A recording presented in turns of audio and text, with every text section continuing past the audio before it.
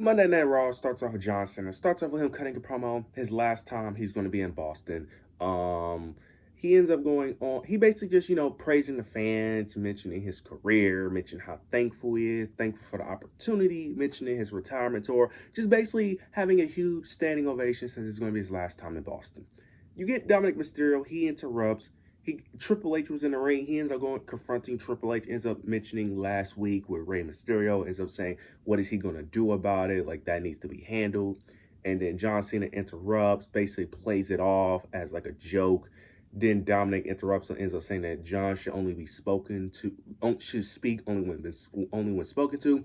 And he ends up saying that nobody should be interrupting me. He says he does the interrupting and that he's this big star that nobody is more important than him. Then John Cena um ends up stop trying to be this peacemaker guy and starts getting very serious and ends up basically telling him like, look, he needs to choose his words wisely and that he doesn't want to pick a match with him because if he does pick a match with him, he's guaranteed is Dominic Mysterio is guaranteed to lose because he's not losing tonight. Then Dom responds back, ends up saying that, look, he will beat John Cena anytime, any place, anywhere, and that he could be any version of John Cena as well because he is better than any version. He's better than John Cena ever was. Triple H then ends up saying that, let's just make the match official tonight. Dominic Mysterio ends up getting afraid all of a sudden, which was very weird. And then the match ended up becoming a thing. The match was all right. It happened immediately, which I did like. I liked that they did not have to wait until like the main event. I liked that they did it immediately. It was a fine match. It was exactly what I thought a John Cena and Dominic Mysterio match I thought was going to happen in a Dominic Mysterio John Cena match, which I'm glad that they did it here because this was one of my issues with it being potentially his last match. I'm like, if it's going to be his last match, it's not going to be that good of a match because their styles, I just don't see how they was going to put on a banger because John Cena already works a very slow style. Then you add another wrestler who works a slow style who also isn't all that in the ring. Dominic Mysterio isn't bad, but he isn't someone that could carry someone to a good match. So I'm like, I don't know how that's going to work. It was an okay match. It was some shenanigans. Of course, we end up getting a ref bump. Dom tries to use the title but failed. But John Cena is now your new Intercontinental Champion. As a John Cena fan, I'm of course as happy. You guys already know I've been wanting Dom to lose the IC title for a minute now. So the fact that it was John Cena, I'm very happy. This actually causes a lot. This actually makes a huge difference because this also changes potentially who can actually win the tournament because I know Gunther is now in the tournament. I don't know why would Gunther be in the tournament and beat John Cena now because it's like you're going to have Gunther become IC champion again. Now, I don't have a problem with main event talent winning mid-card titles. I don't. I actually think that should be more of a thing, in my opinion, where if you just were a main eventer, you could fight for a mid-card title. It's not that big of a deal. But that would just be very weird for someone like Gunther's character, in my opinion, but I wouldn't be mad at it. But I just don't see why they would do that. Because now whoever faces John Cena is facing for the IC title. And I kind of feels like that kind of guarantees he's going to lose now. So if he's going to lose his final match, which I think he will since he has the IC title now, it kind of has to be an up-and-comer now. Or the only other person I can think of who actually has a shot now is Sheamus. Sheamus never won the IC title. He beats John Cena for like, I think it kind of makes sense. So this is very interesting. I'm actually interested how this plays out. The only thing I have a problem with this entire thing was just Dominic Mysterio, the way he acts, because typically he interrupts people, sure, but he was acting way too arrogant and way too cocky. Now, Dominic Mysterio is a cocky heel, but he's also a bitch-made heel, like a Weasley heel. It was very weird how he was just so confident against John Cena when just not that long ago, he was running away from Penta, Rusev, and he was running away from AJ Styles, but you don't run away from John Cena for whatever reason. That didn't make no sense. But and then he became shocked when the match became official when you literally said you would beat him anytime. Like, I didn't get that. But overall, it was a really good segment. John Cena is your new IC champion. I will say I'm interested to see how this plays out, but he doesn't have that many dates, so it's not like he's going to be constantly defending it. But it's just a cool moment in general, so I'm excited. We'll see how this all plays out towards the end where whoever he's faced for his final match. Now I'm going to speed past two of these matches. The Damian Priest and Rusev match, first round of the John Cena tournament. Rusev won. He was constantly attacking the eye and the back of Damian Priest, playing up the Aleister Black injuries due to the Aleister Black feud with Damian Priest. Rusev advances. I'm not going to speak too much on it. I don't think Rusev really has a shot of winning, but I think it makes the most sense for him to advance because no one wants to see Damian Priest and John Cena. I'm a Damian Priest guy, and I don't want to see that. Rusev, I don't want to see that either, but it'll make some sense due to their history. So it made sense for him to advance. But we also end up getting another first round John Cena tournament match between Sheamus and Shinsuke. And Sheamus ended up advancing. Of course, that makes sense. Very interested to see if Sheamus actually wins this. Because Sheamus was one of the few people I actually was cool with actually winning the tournament. Because I'm like, it makes sense. They have good history. And Sheamus could put on a banger match. Because I do think his last match needs to be a banger. It needs to be a banger.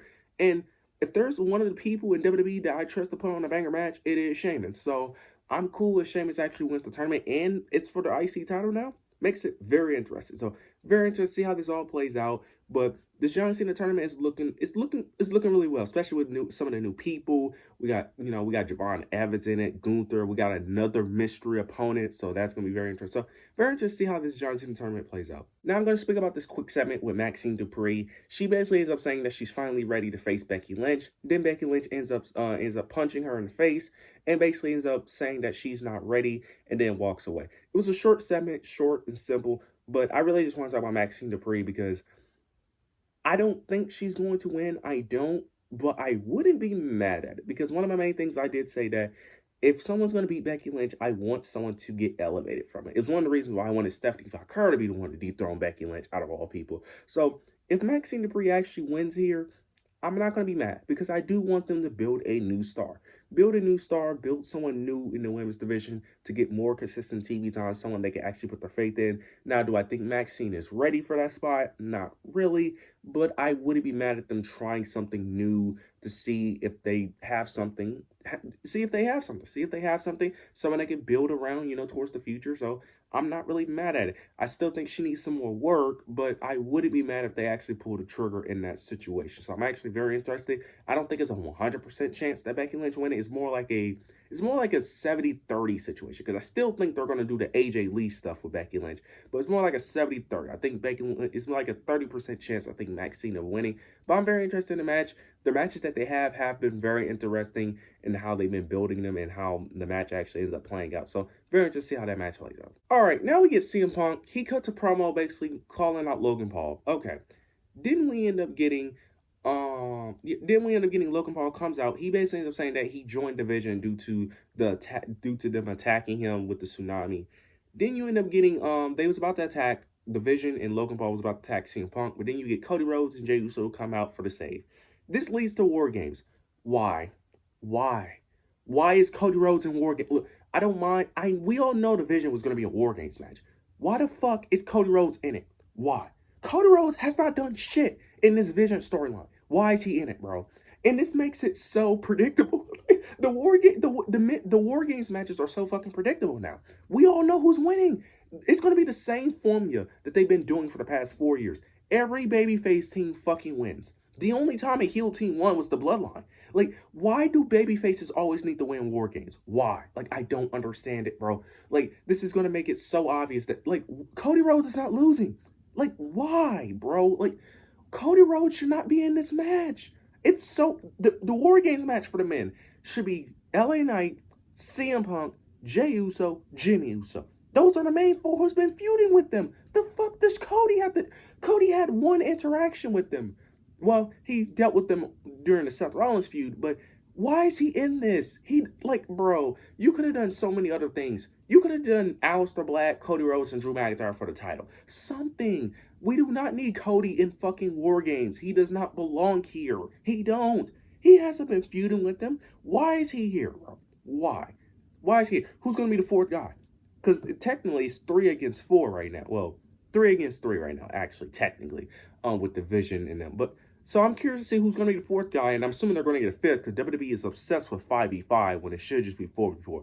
We'll see how this plays out, but this is stupid. Cody Rhodes should not be in this match, but it is what it is. We get Stephanie Vaquer versus Raquel. They end up having a Women's World Championship match. Stephanie, of course, ends up winning. But then after the match, you get Nikki Bella finally turning heel against Stephanie. And thank fucking God it finally happened. I don't know what it is with WWE trying to force baby faces when they're clearly just heels. But thank God she's a heel. We all know Nikki Bella is better as a heel. Her character and the way she looks just fits better as a heel, if we're being honest. But I'm actually interested in this. Now, she's going to lose, of course. Stephanie is not winning. I mean, Nikki is not winning. But it's going to make something very interesting with the type of character Nikki Bella is as well. And I think a character like Nikki Bella is the type of heel you kind of want facing Stephanie like her, in my opinion. It adds a different dynamic. It's not the typical, we're both just two strong people. Who's the best? Like, I kind of like what they're going to do with this. I'm actually very interested in this. Nikki Bella is not winning, of course, but it does give a different dynamic than Stephanie like her. So I'm very interested to see how this plays out. Plus, this gives something different, especially due to the people she constantly feuds with. Because in NXT, she hasn't faced someone like a Nikki Bella in the actual feud. The closest person she had was Roxanne Perez, but Roxanne Perez is nothing like Nikki Bella. So I'm actually curious to see how this feud plays out, and I hope they actually build it too. Then we get the main event. We get the Kabuki Warriors versus Charlotte and Alexa Bliss for the women's tag team titles. We end up getting interferences from Lash Legend and Nia Jax. This allowed the Kabuki Warriors to win, so they are now your new WWE Women's Tag Team Champions. After the match, they all attack Charlotte and Alexa Bliss. Then you get Io Sky and Rhea Ripley for the save, and this is the War Games match for the women.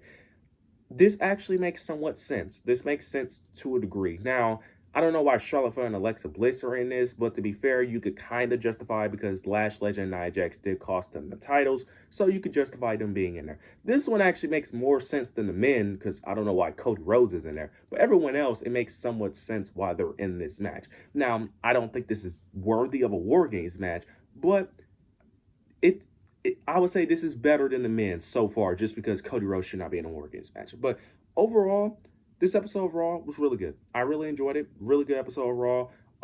Can't wait to see what happens next week. But you guys let me know your overall thoughts and opinions down below. Make sure to like, comment, subscribe. But yeah, that's it.